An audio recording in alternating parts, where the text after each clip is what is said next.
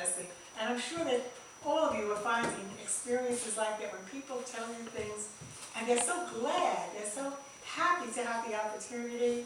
I think we all have used the Hebrew word mitzvah, which means a blessing, but it's always been something more than that. You get them in Hebrew quiz. It's like a really big blessing, and I would say that Abigail did a real mitzvah for these men, and got this stuff before they died. Her husband's military also. That's right, and actually her original idea was to do an oral history.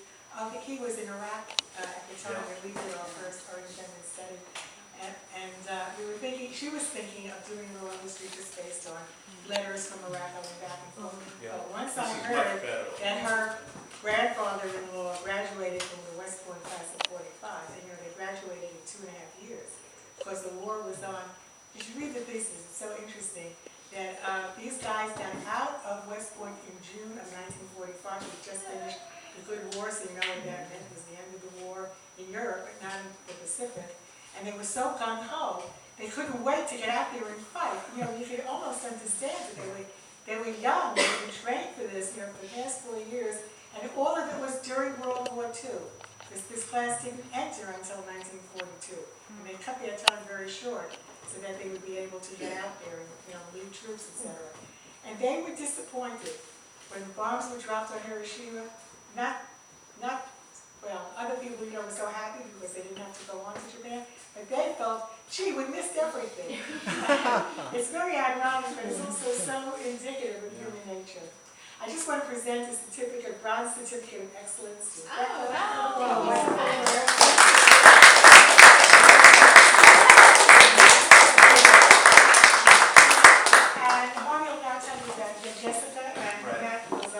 So we may have one surrogate reporter coming up in a few moments, and one may be driving to this location. In fact, I see her coming up now. So she is making it. Jessica, so she can, I'll introduce her in a moment. These two theses were both done by Midwestern people. Jessica just walked in the door. Perfect timing. Wow. Is from the Detroit area, and she'll tell you about her thesis in a few moments. And the other guy is from the Cleveland area.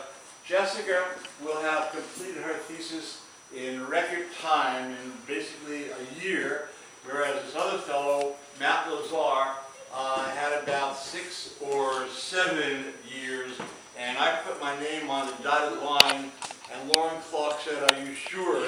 Because I put my reputation on the line to get this guy a year's extension and then another year's extension. But he did a remarkable thesis, and William, wherever he is going to be the surrogate for Matt Lazar, because William has a Cleveland connection and it's a sports and city topic. But Jessica, are you out of breath, or can you come forward and just give a little talk? Okay, let's give Jessica. Please. Do you want me to read from it? Please, go. Whatever you feel comfortable doing. Perfect timing, though. Yeah. Hello, everybody. Like Harvey said, my thesis is on the Detroit economic recession and the crash of the automotive industry. And so I just put together some statistics and portion to read too, just to give you a feel kind of what I'm trying to capture. In October 2009, the unemployment rate of Detroit was estimated at 27%. But the mayor of Detroit, Mayor Dave Bing, actually estimates that it's at 50%, because many Detroit residents have given up looking for jobs. Not only have they given up, but many Detroit residents don't have qualifications to work. Half of Detroit adults are illiterate, and 75% of kids drop out of school before they graduate high school in Detroit. With the growing unemployment rates, in 2009, 2.2 million Michiganders had received assistance from the state in the form of welfare, food stamps, or Medicaid. With a state population of 10 million, that's more than 1 in every 5 residents receiving some sort of state assistance. Sorry, I'm getting nervous talking in front of people. According to the New York Times, 1 of every 25 Detroit residents reports a The Detroit Office of Foreclosure Prevention reported that 17.3% of Detroiters went through foreclosure at the end of 2008, and that number is still growing. It's estimated that 40 of the city's 139 square miles are sitting abandoned and vacant. That's almost the size of Boston, which is 48 square miles. And that means that Detroit has the most vacant land of any U.S. city after post-Katrina New Orleans. In 2009, Detroit was named America's most dangerous city by Forbes magazine. The city has a $300 million budget shortfall, which means that the Detroit Police Department isn't properly staffed to deal with that crime. According to the FBI, only 70 of the 362 homicides committed in 2008 resulted in convictions. As a result, the new mayor, Dave Bing, is working to turn the city around.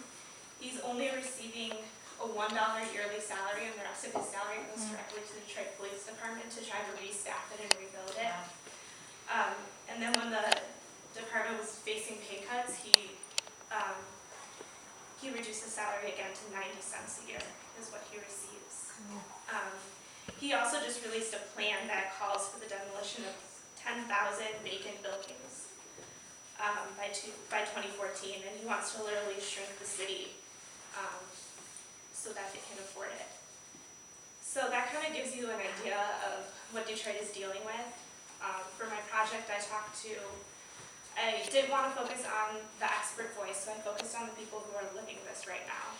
I talked to people who own supplier companies, who worked as blue-collar workers and white-collar workers with one of the big three, who've lost their jobs, people who have had comfortable lifestyles, they had a house, a car, they fed their kids, and all of a sudden their home is in foreclosure and they're using food stamps, and they've had to swallow this pride that, you know, they thought they would never have to need assistance like that. So I tried to talk to a large spectrum of people to get that feeling, so you hear, you know, their stories of what they're living right now, mixed with their memories of Detroit, what it used to be, and their hopes for the future. So I pulled one portion from my thesis. This is by Debbie Stanek. She had to go to work full-time after her husband lost his job with the automotive-related company, and they kind of switched roles. So he had to be at home with their 3 young children, and she was suddenly at work. He came home and he put the kids in the other room and came into the kitchen where I was, and he said, "Guess what? I lost my job today." I thought he was kidding, but he wasn't. When he didn't get up for work the next day, what we were facing really started to set in.